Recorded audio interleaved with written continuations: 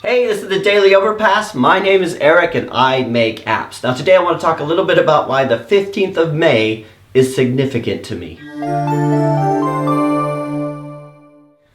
Okay, so I looked at the calendar this morning and I saw, and it was at the 15th of May. Why is that date significant? Right? You know how sometimes there's a date that just sort of triggers something in your memory. You think, that date's important for some reason. You think it's either somebody's birthday or somebody's anniversary or something. And then I remember it. It's not like something that you think about like consciously. It's just one of those things you just, oh yeah, no, the 15th of May is the day that I came to England, many years ago, right? I know when you guys see me, you think, Eric, what are you like, 21, 22, right? So yeah, I'm considerably older. So I actually came to England 19 years ago, and I find it hard to believe it's been so long ago, right? Because to me, it's in my head, it's still like a temporary situation, right? So people assume that I have British citizenship, but I don't. I still just have my American citizenship, and I'm here like on a permanent visa.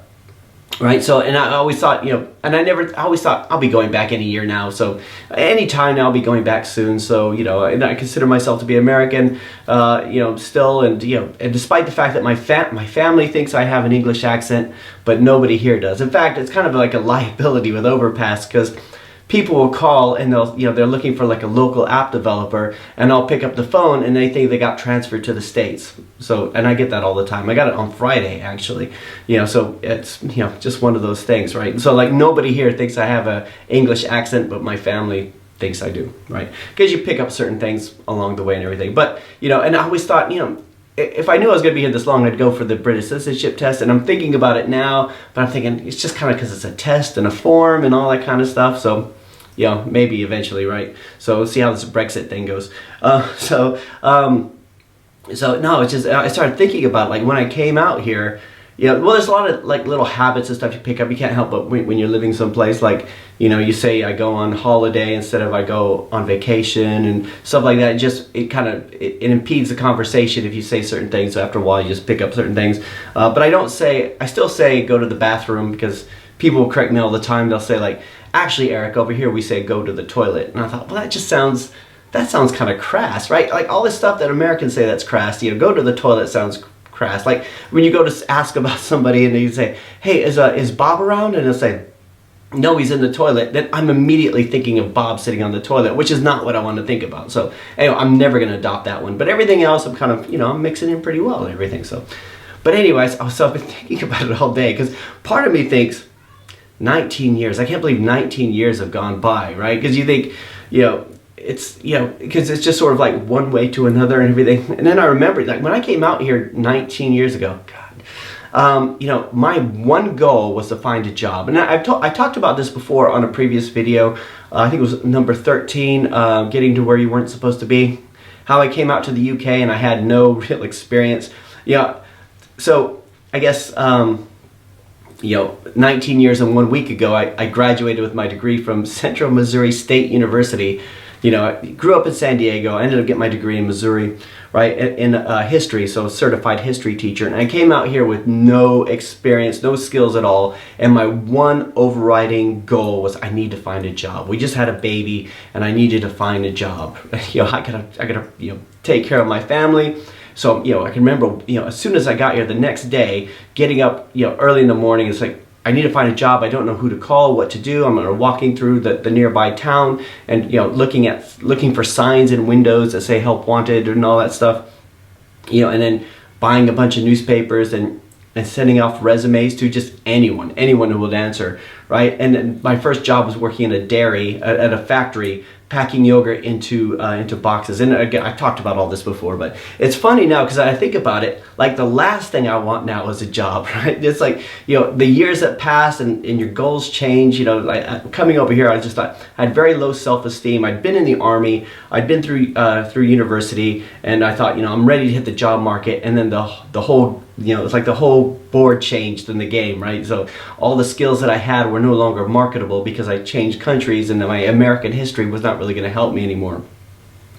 But back then, it was finding a job, and eventually I did find a really good job, and I've talked about all that before. And then I got really good at building up the CV, building up the resume, right, and building on different skills, and being really concerned about what skills I want to learn and whether or not they were marketable. What are people looking for? I don't want to learn that because whatever and all that stuff. And now because we make most of the money through apps, or sometimes we do client work and stuff too, it's a completely different skill set. And part of it is, when I think about it, like sometimes when people will email me and they'll say like, Eric, I'm only 18 years old or 19 years old or 16 years old, I think I could be doing this at 16 years old, right? It's hard because you to go from one mindset of being the employee and being the person working for other people. You think about, how do you build up your CV? How do you get the right job titles? How do you make sure that you're really presentable and all this kind of stuff? And then you go to the app market where the best coder is not the most successful person on the app market.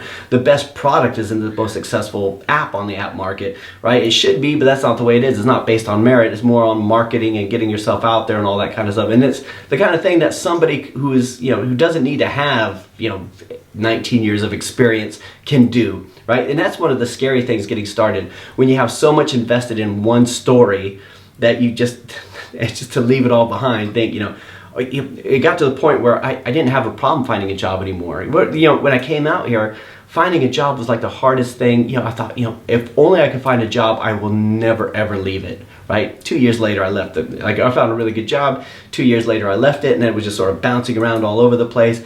Then having a job was not enough. I want to be a contractor, and then being a contractor, moving around all the time.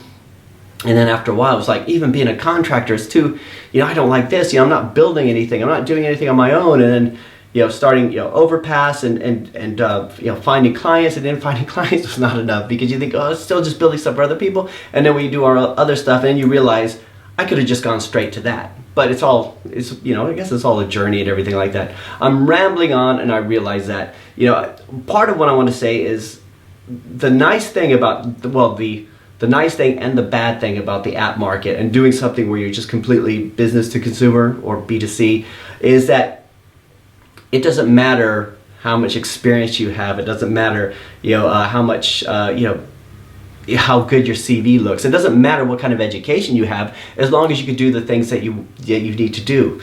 One of the reasons I think my self-esteem was pretty low in that area coming out here was because university it teaches you that you can only do what they teach you how to do, right? You think, well, I'm learn to be a teacher, so I got to find a teaching job. I can't just jump into something completely different. Which, going from being a teacher to working in computers, which is completely like history and technology are on the opposite sides of things, and it was really kind of different. But you can make those jumps. But most of the time, we all believe what those teachers tell us.